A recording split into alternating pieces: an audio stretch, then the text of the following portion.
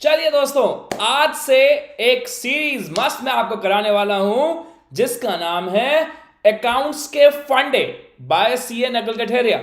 यहां हम करने क्या वाले हैं, यहां पर मैं आपको 10 मिनट के अंदर अकाउंटिंग सीए फाउंडेशन का या तो कोई चैप्टर पूरा का पूरा रिवाइज करा दूंगा या फिर उस चैप्टर का कोई बहुत ही ज्यादा इंपॉर्टेंट टॉपिक, केवल 10 मिनट के अंदर अंदर।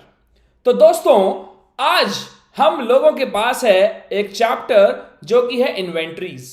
इन्वेंट्रीज के इस चैप्टर को हम 10 मिनट के अंदर अंदर रिवाइज करेंगे with the help of very interactive and colourful notes. हम इस चैप्टर में क्या क्या पढ़ेंगे, हम इसके अंदर सबसे पहले तो यह पढ़ेंगे कि इन्वेंट्रीज का चैप्टर जरूरी है तो क्यों, उसके बाद पढ़ेंगे मीनिंग ऑफ इन्वेंट्री, उसके बाद इन्वेंट्री के valuations, methods of inventory keeping and कुछ मिसलेनियस बातें। तो जैसा कि मैंने कहा कि इन्वेंट्रीज का चैप्टर इंपॉर्टेंट क्यों है, why this chapter is important, because हम सब जानते हैं कि inventory closing stock trading account के क्रेडिट साइड में आता है। अब जब क्लोजिंग स्टॉक ट्रेडिंग अकाउंट के क्रेडिट साइड में आता है और ट्रेडिंग अकाउंट हमें देता है ग्रॉस प्रॉफिट, तो अगर क्लोजिंग स्टॉक में कोई भी गड़बड़ मिलेगी तो उसका सीधा असर ग्रॉस प्रॉफिट पर पड़ेगा।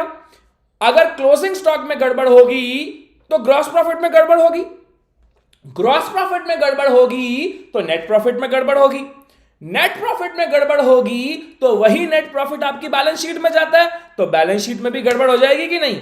इसीलिए इन्वेंट्रीज का चैप्टर बनता है आपके लिए बहुत बहुत बहुत ज्यादा इंपॉर्टेंट।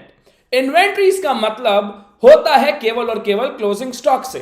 और अगर मैं बात करूं लीगल टर्म्स की, तो इंडिया में AS2 अकाउंटिंग स्टैंडर्ड 2 डालता है प्रकाश किसके ऊपर, वैल्यूएशन ऑफ इन्वेंट्रीज के ऊपर। सेकंड स्लाइड में बात करते हैं बिजनेसेस की। देखिए दोस्त, पूरे वर्ल्ड में बिजनेस जो हो सकते हैं, बिजनेस सर्विस सेक्टर को हटा के, या तो वो बिजनेस मैन्युफैक्चरिंग का हो सकता है या वो बिजनेस हो सकता है ट्रेडिंग का। मैन्युफैक्चरिंग का मतलब होता है बनाना और बेचना, मतलब प्रोडक्ट को बनाना और उसके बाद प्रोडक्ट को बेचना, और ट्रेडिंग होता है केवल और केवल बाइंग एंड सेलिंग। तो अगर मैं किसी मैन्युफैक्चरिंग कंसर्न की बात करूं तो मैन्युफैक्चरिंग कंसर्न के क्लोजिंग स्टॉक में 3 चीजें हो सकती हैं, या तो रॉ मटेरियल हो सकता है, या फिर वर्क इन प्रोग्रेस हो सकता है, या फिर फिनिश गुड हो सकते हैं। फॉर एग्जाम्पल, मैं ये पानी की बोतल बनाता हूं और बनाने के बाद मार्केट में सप्लाई करता हूं, तो ये पानी की बोतल बन रही है प्लास्टिक से, तो प्लास्टिक हो गया इसका रॉ मटेरियल।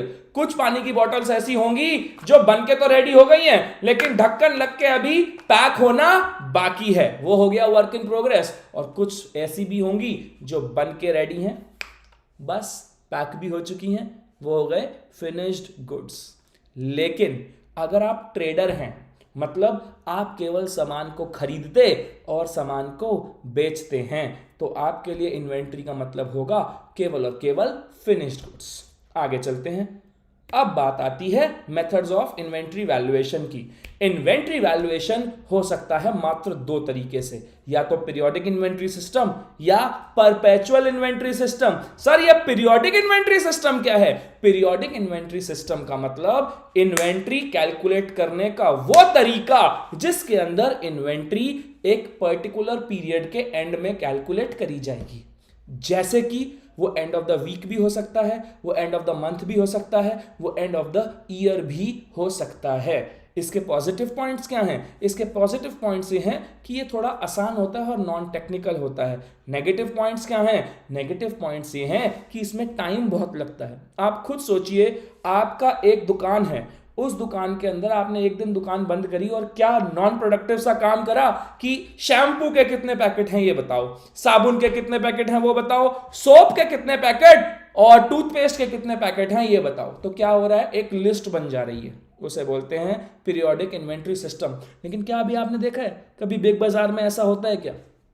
कभी रिलायंस फ्रेश में ऐसा होता है क्या? नहीं होता। डी मार्ट में ऐसा होता है क्या? नहीं होता, क्योंकि ये लार्ज ऑर्गेनाइजेशंस के लिए पॉसिबल ही नहीं है। आप वहां गए होंगे तो आपने क्या देखा होगा, आप जो भी सामान लेके जाते हैं वहां पर रखी होती है स्कैनर, वो सामान पकड़ता है, टू टू टू ऐसा होता है कि नहीं? वो होता है हमारा perpetual inventory system. Perpetual inventory system एक ऐसा इन्वेंट्री सिस्टम है जहां पर हर एक रिसीट और हर एक पेमेंट के बाद इन्वेंट्री की कैलकुलेशन करी जाती है।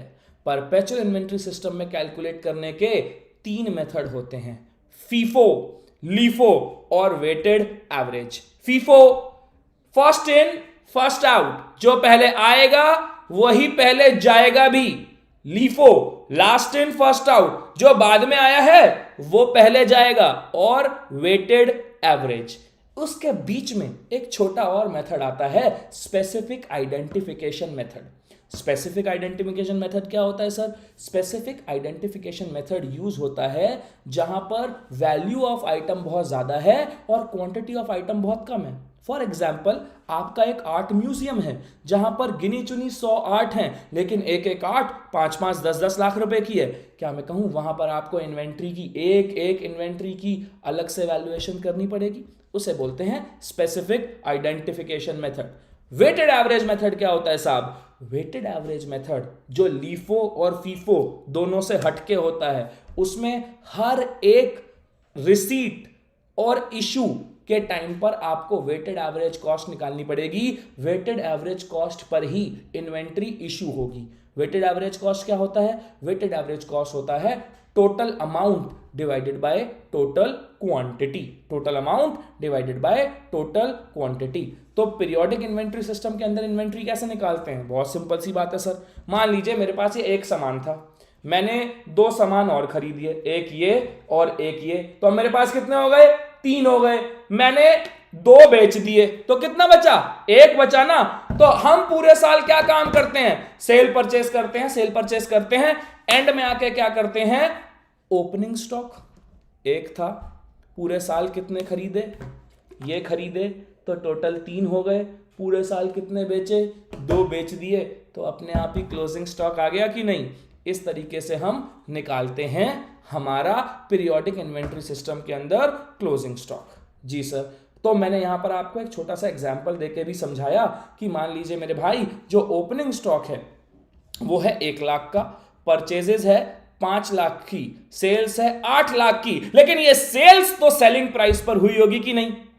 इस सेल्स के सेलिंग प्राइस में से मुझे प्रॉफिट माइनस करना पड़ेगा, तभी तो ये पता चलेगा कि मैंने कितने रुपए का माल बेचा है।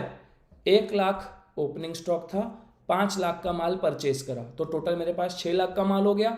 8 लाख रुपए की सेल करी है, लेकिन उस 8 लाख में 50% प्रॉफिट है। तो इसका मतलब जो मैंने माल बेचा उसके अंदर कॉस्ट तो उसकी 4 लाख ही थी ना। 6 लाख का माल था, 4 लाख का गया, तो एंड में 2 लाख का ही क्लोजिंग स्टॉक आ गया कि नहीं? इस तरीके से हम काम करते हैं। वीडियो अगर आपको अच्छी लगे तो कमेंट करके जरूर बताइएगा कि आपको ऐसे और कौन से टॉपिक्स पर वीडियो चाहिए। Thank you so much.